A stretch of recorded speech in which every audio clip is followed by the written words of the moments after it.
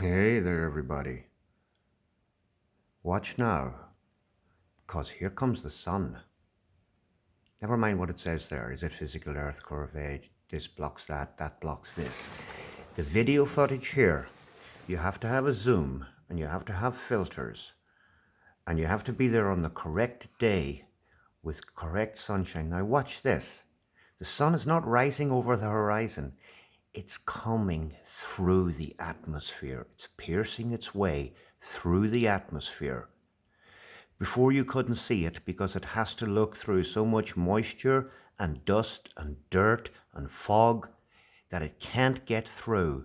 But then it gets through. And then you can see, and standing on the beach, you're going to see what your eyes are going to show you, which is going to be a little semicircle coming up over the horizon, and then it's a half circle, and then it appears as a circle. But when you have the right equipment to zoom in on it and look at it as it is piercing its way through the atmospheric deck, that's opaque. So let's take a look at it again. You can see it's coming through. If you look straight up, you can see the sun clearly, very clearly, and very round all the time. There's very little obstruction. But when you are down there on that beach first thing early in the morning, it has to pass through this atmospheric deck. All right, now we're going to find out as well where it goes at night. Now this is coming from a balloon at very high altitude, around about 120,000 feet. Now look, the sun is creating a hot spot under the clouds, on the clouds. These are not parallel rays that are coming in from 93 quintillion miles away. As you can see, as the camera pans around, it comes to the sun creates a hot spot underneath it. That's a local sun. And as it keeps panning around, look, if there were parallel rays coming in from so far away, it would not create that hot spot. We are looking at a local thing. Again, sun, local spot. Now look at even the trail cons from the aircraft are level, no curvature in those trail cons either. Huh? Now, we're looking at evening time, and you have to be looking across on a very, very clear day, preferably over land and not water, with no dust and dirt and moisture and fog in the atmosphere. And what you will witness if you're standing down at the beach is the opposite of what you saw in the morning time. You will see the sun set over what you think is a physical horizon. Look at that, it just disappeared. When you have the correct filter and you're at the correct altitude, and you have got the correct camera with the correct zoom, and you can zoom in on this sun, you are going to be able to see the light from the sun through that atmospheric deck that you are not going to be able to see with your own physical eyes. The people down at the beach who are looking at this, they have seen the sun set already 10 minutes beforehand. Hang on, the guy's landing the drone here. This should run for another 2 or 3 minutes. Here we go. The people down at the beach have seen the sun set. 10 minutes later, the sun is still appearing in the video. It comes down to the horizon and it stops dead. This is all sped up. For 10 minutes it sat on the horizon, and then its light faded out. It moved away and it took its light with it. Earth is flat and does not move. You see, light does not travel, and light does not travel at 186,000 miles per second. Talk about bullshit. People argue, is light a particle or is light a wave? Light is a particle. And it's not that there are many particles of light. All light is one particle. Now, as that particle passes through a medium, it causes a wave. A wave is not a thing. A wave is something that something does. You cannot capture a wave. Now, this sun is above the Earth at the same level, traveling in a circle around the Earth between the Tropic of Cancer and the Tropic of Capricorn. And its light can only be seen from a certain distance. Light does not travel, it fades out like sound. And you can see it on this video. There is no doubt about this. This sun has not set. This sun has passed through that atmospheric deck of dust and dirt. And as, for example, I'm in France and I'm looking west at the sun setting west, it will still be shining out over the middle of the Atlantic or out over the east coast of the US and across the US as it goes dark where I am, because light will not travel. It fades out. And as this sun gets to that deck, it passes through it and you can no longer see it, and it moves away and it takes its light with it. Now, this is Divergent, great channel.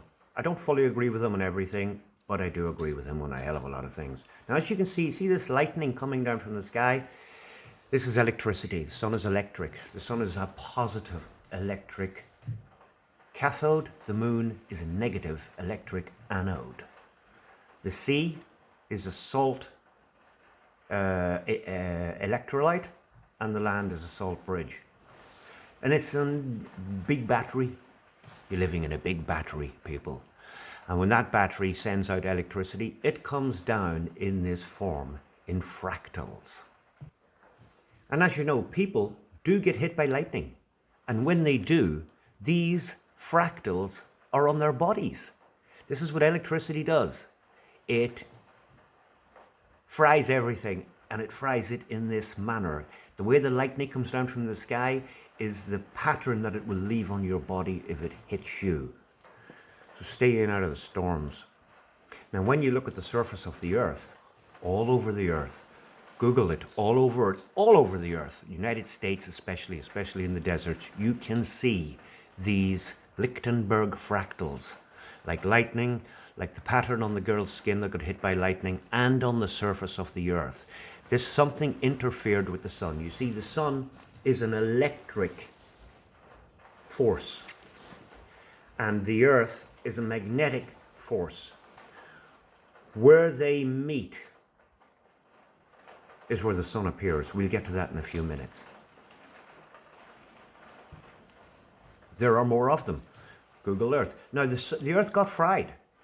Something interfered with the electrical force. I'm going to get to that.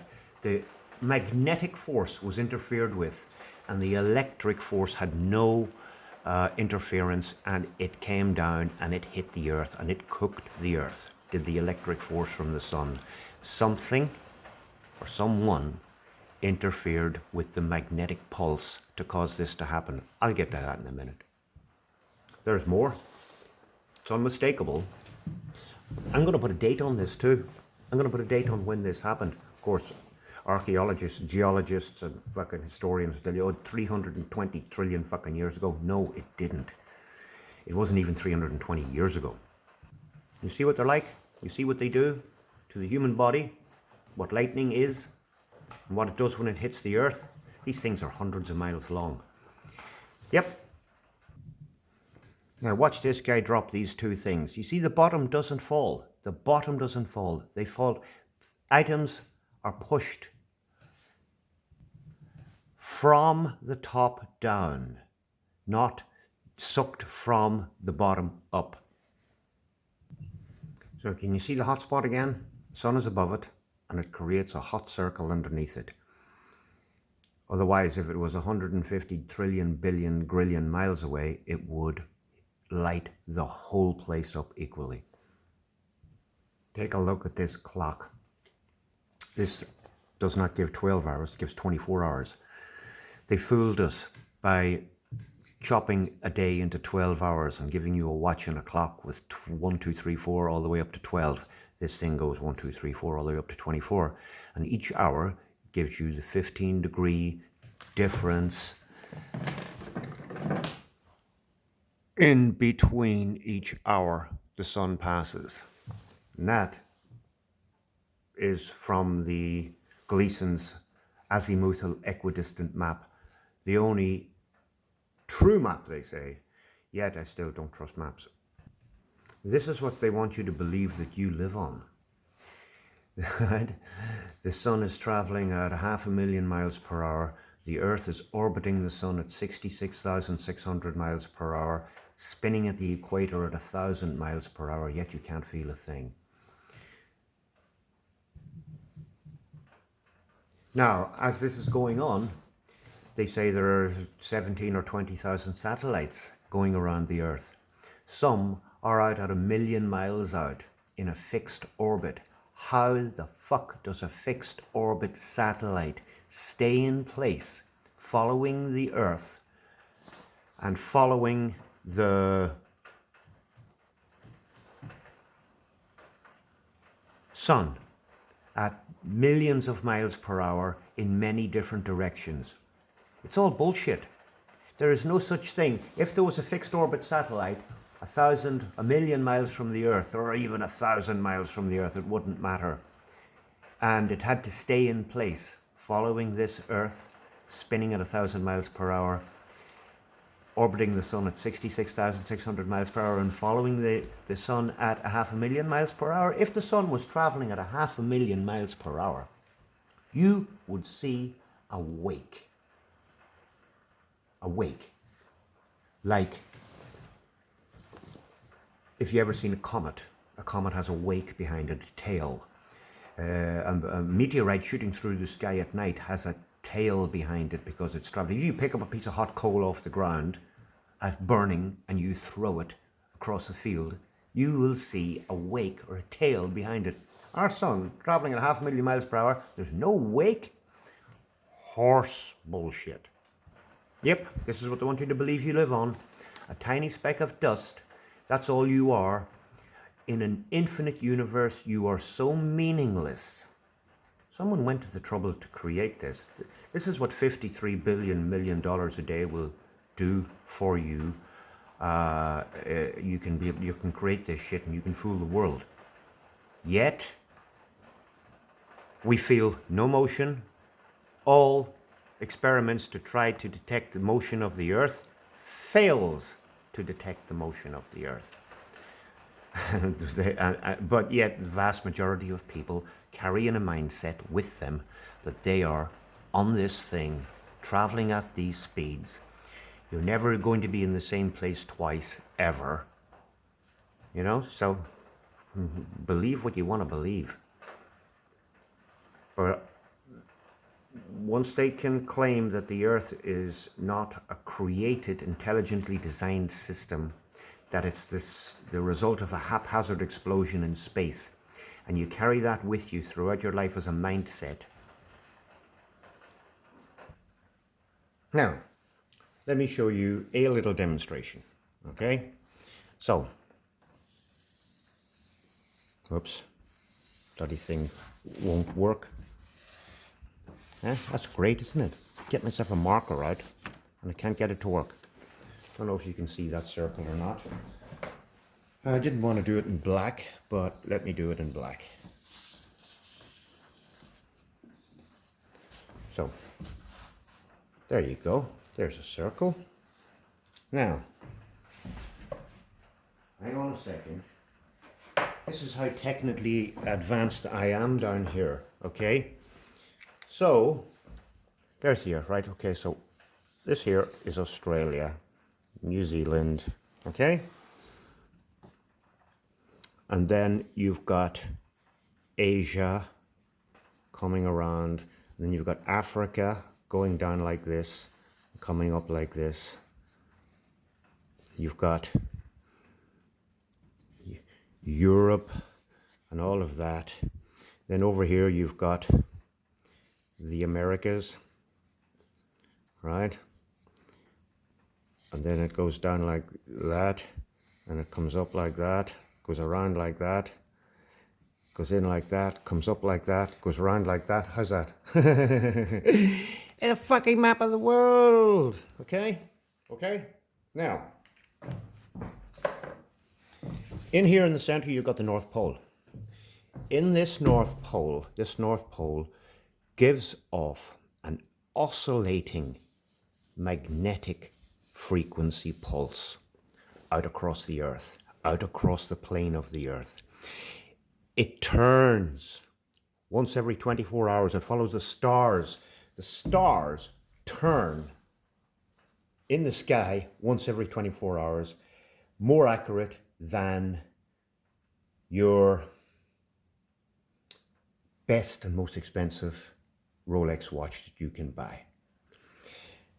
So from the magnetic source, the North Pole, Rupus Nigra, whatever you want to call it, out comes this oscillating magnetic pulse. Then from the top down comes this. I need a red marker. I've only got 2 color markers. Comes a similar thing. It's an oscillating electric pulse. Where they meet is where the sun appears. The sun is an apparition. It's a photon. It's not a solid object. It's not a gaseous object. It's not giving off 14 billion tons of gas every second. It can't be gas. Gas cannot fall in upon itself in a vacuum and turn itself into a nuclear furnace. It doesn't do that. But you've got the magnetic pulse going out. You've got the electric pulse going down. This is an experiment that can be repeated down here on the surface of the Earth. What you can do, and I've seen what you can do, you go look it up yourselves. It's called a star in a jar. These guys in a lab, more people than one that have done it, they have put oscillating magnetic pulse down through a jar, and they have put a magnetic pulse going across into the jar, and where they meet, this little light appears. They call it a photon. It's not a thing. If you were able to fly up in a object, in a craft, and go to where the sun is, it's not there. And even if it was, it would be cold. So are you getting this? Have you gotten this? Magnetism, electricity. Where they meet, the sun appears. It's an apparition. Now, what do you think of that? Now take a quick look at this. Some of you may have seen this video. These are pilots flying through the sky, flying above the clouds, smoking a spliff, having a fucking great time. Whoopsie. What's this? It's the sun. What's it doing? Why is it in the clouds right next to him? It's not that it's in the cloud right next to him, but that's where it appears to be. It appears in the clouds next to him because it is projected into your personal dome of vision wherever you are on the Earth. The sun is projected to you. Look, where these guys are on the Earth, above the Earth, in the sky, the sun is projected to this particular spot here for them to see. It's not that there are clouds behind the sun or clouds in front of the sun. If they turned that aircraft around and headed towards that sun, it ain't there when they get there. But that's where it is from where their eyes see it. Depends on your altitude, it depends on where you are, but the sun will appear close to you. Now, this guy's in Saskatchewan, I think, and he's walking up through the hills and he finds all these rocks. Now, do they look like they have been melted from the top down? Yes, they do. They look exactly like some serious heat came down on them and melted them as where they lie. So there's what I call evidence of the Earth being hit by a serious heat because there's somebody interfered with the magnetic pulse. Yeah, I'm claiming that it wasn't an accident. I am claiming that it's technology. I am claiming that someone, some group. Now this is very far-fetched. From the North Pole were able to interfere with the magnetic pulse. And then the sun was able to come down and cook the earth. It would have, this type of event would have killed every fucking living being on the earth. So I really just can't get my head around it. Unless people took to the seas in their wheelback boats or people took to underground to avoid it and came back out afterwards. I don't fucking know. Now, take a look at this. This is weird. This is a new channel I found called POV channel. This guy is out and about across the mountains in Nevada, and he found all this shit here. And again, to me it looks like the sun has cooked these things. I don't know whether any of you have ever eaten a tip-top batch loaf, but they come out in a big tray and they're all cut in squares, and they all have got the burning on the top and the dome on the top of them. We used to eat them when we were kids in Ireland. It's the worst fucking bread that you can eat. But if I'd love to have a loaf of it right now. This is weird shit. I'm going to show you some weirder shit. Yeah, so again, look at this. This is natural? No. What is this? I don't know. I don't think the sun did. I think the sun cooked it, but the sun didn't cut them into squares. And look, on them there are glyphs. Yeah, glyphs everywhere. Yeah, do you see these square cutouts? They're all over the place. I'm looking at this melt here on top.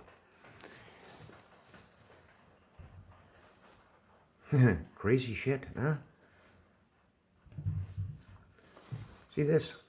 Burnt on top, ready to eat. That's the guy from the POV channel. Brilliant channel, check it out. Yeah, this guy, he found all this stuff out on Google Earth and he decided to get up off his ass and go out and look for it. And boy, did he find it. Amazing, You know what it looks like to me? It looks like some big Satya Yuga, old world bathroom floor tiles.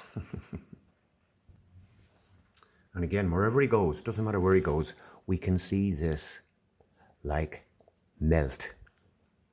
Like some ice cream. So the guy is about to make his way, fast forward, he's going to make his way out across the top of these loaves of bread. Look at all this. Would you looky here? Would you look at it? Look at those holes, round holes. Oh, they were for cooking large turkeys. Native Americans cooked large turkeys with this shit. So again, you can see these fractals from where he's standing. This is them. The big ones, small ones, all types of fractals, all caused by extreme heat.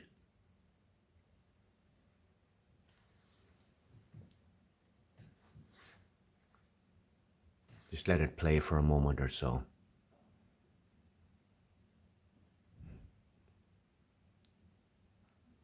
Yeah, you see them. Now this guy found these two things on Google and titties. I mean, what? On Google Earth? You go on Google Earth? Gina Lolo Brigida. Well, who buried you out here? Did you ever see anything like it? Well, do you see this thing here now? Look at this thing. Look at this huge fucking dollop of chocolate vanilla ice cream sitting out here in the desert. That's him standing up on top of it. Don't tell Joe Biden. He be out here, he be eating up this ice cream. Actually, it could be a big lump of poop. Do tell Joe Biden. Tell him to come out here and eat up this big chunk of ice cream. Did you ever see anything like it in your friggin' life? What caused it? I'm talking heat. Heat from the sun. You're going to see now in a minute where this guy is. I'm going to show one more example of the fractals. Look at them. Hit by lightning. Hit by lightning, like that lady, and like lightning itself. So this guy found this giant thing, this giant fortress on Google Earth. He's going to wander right across it up to the top of it here. There are structures and buildings in here as well. And you will see the melt on the way up. So these are some of the structures up here, right up at the top end of this thing. I'll just let this play a little bit because he's going to let his drone fly around. Here we go. From one end of it to the other. Look at all those holes. Look at this. This was some type of decking going down into an old river basin. And as you can see, what caused all this ice cream melt? Here we go with the drone footage now to go out over the whole place. Anyway, go on ahead, dude. Play your drone. Yeah, I have to go back a little bit just to let this play. Some of you have not seen landscapes like this before. You've all seen all different types of landscapes out around Arizona, New Mexico, Colorado. Look at those square blocks. And there's him on top of his big dollop of ice cream. But this is, to me, is new footage, and there's those two titties in the background. Yeah. And the guy is brilliant. I really love what he's done. I think he's gone out of his way. But I don't know, man. What are we looking at? What are we looking at? Masonry? Melted masonry? Natural formations? I can't say. I'm speculating. But let's say this is melt due to extreme heat. The only one way it could have happened is if the sun's heat and light hit the surface of the earth without any interference. So somebody somewhere, some gang, decided to turn off the fucking machine for a day, maybe. And in that way, destroy all the evidence that of the old world and all the magnificent structures of the old world. Water ran through here, and it ran through here for a purpose. I wouldn't even go as far as to say that these canyons are natural. I would go as far as to say that they are constructed. And there was a world here. There was a civilization out here. And I'm not talking about the Native Americans who running around in skirts and slippers, killing one another and with bows and arrows. No, I ain't talking about them. I'm talking about a highly advanced civilization. Highly advanced civilization that was here up until around about the 1600s. I would put a date somewhere between 1600 and 1640, 1580 and 1630, a period of time where this happened. And then we came out and we had to rebuild the world. And what we know as Tartaria, or the old world, came after this and rebuilt all the cities. Then came the mud flood, because all those cities that were built have all been buried in mud. Buildings buried in mud. I think those cities came after this happened. And this was an event, I'm going as far as saying from the 1600s that this happened. A lot of people will disagree. A lot of people would say, no. Well, it was done. Who did it? We don't know. The cabal. I'd say this has happened to our earth many times over. But look at all this. So I'm going to put it down as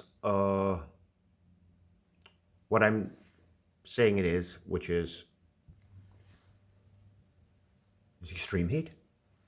Again, no proof, no evidence. There's the evidence. To me, it is evidence. It is proof that something like this happened. All over the whole world, you cannot turn around and say, oh, it's all a natural occurrence. It's everything here that you see occurred naturally. I reckon that, look at this, natural occurrence. Yeah, bees dug those holes for nests. Yeah, natural occurrence. Look at that melt. Look at that, the way it falls and pours. I mean, words just cannot describe what we're looking at here.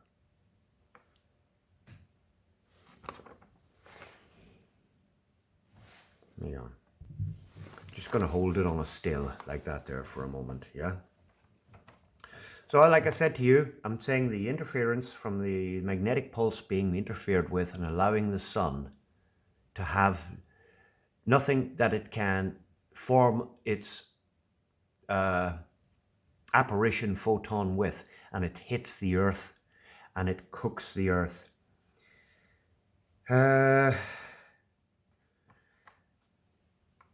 What else is there for me to add to all of this?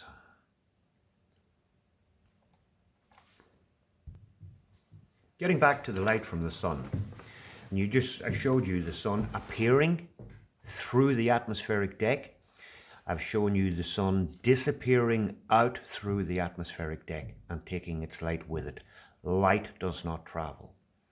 Now, recently I saw supposedly what it's called, Elon Musk's Starlink flying over the house here one night. There are 22 of them.